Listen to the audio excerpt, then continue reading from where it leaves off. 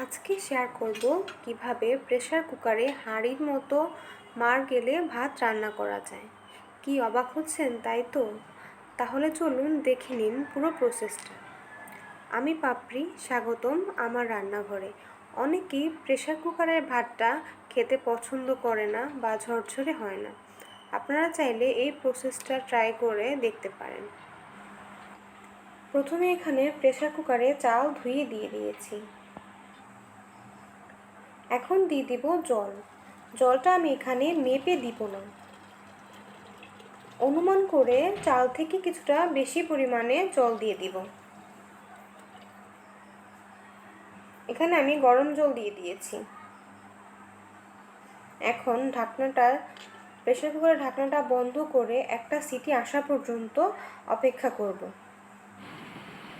একটা রিকোয়েস্ট থাকবে, যারা আমার চ্যানেলটিকে এখনও সাবস্ক্রাইব করেননি প্লিজ চ্যানেলটিকে সাবস্ক্রাইব করবেন, আর যারা চ্যানেলটিকে সাবস্ক্রাইব করেছেন তাদেরকে অসংখ্য ধন্যবাদ। এতে কথা বলতে বলতে একটা সিটি চলে এসেছে। ঢাকনাটা নিচ থেকে খোলা পর্যন্ত এভাবে অপেক্ষা করব। এই তো ঢাকনাটা খুলে গেছে।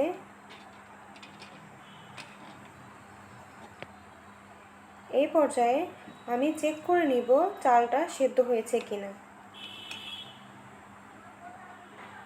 একটা সিটিতেই আমার ভাতের চালটা সেদ্ধ হয়ে গেছে। আপনারা প্রয়োজন মতো সিটি বাড়িয়ে অথবা কমিয়ে নেবেন। এখন আমি আবারও দিয়ে দিয়েছি গরম জল। একটা বলক আসা পর্যন্ত অপেক্ষা করব। আর এইদিকে আমি প্রেসার কুকারের ঢাকনার মধ্যে যে একটা রাবার থাকে সেই রাবারটা খুলে দিয়েছি। সিটিটাও খুলে দিব।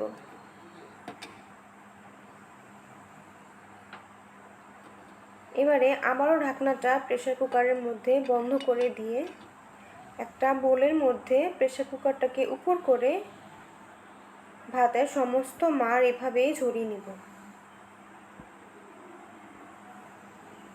প্রেসার কুকারের সিটির যে ছিদ্র থাকে ওই ছিদ্রটা দিয়ে সমস্ত মাড় এভাবে আস্তে আস্তে ঝরে যাবে।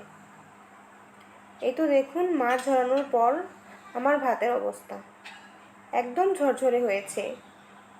আপনি না বললে কেউ বুঝতেই পারবে না যে ভাতটা প্রেসার কুকারে রান্না করা। এভাবে রান্না করলে সময় এবং সিলিন্ডারের গ্যাস দুটোই সাশ্রয় হবে। এতক্ষণ ধৈর্য সহকারে আমার সঙ্গে থাকার জন্য ধন্যবাদ। আজকের ভিডিওটি কেমন হয়েছে অবশ্যই কমেন্ট করে জানাবেন, আর ভালো লাগলে অবশ্যই একটি লাইক করবেন। ধন্যবাদ। আজকের মতো এখানেই বিদায় নিচ্ছি।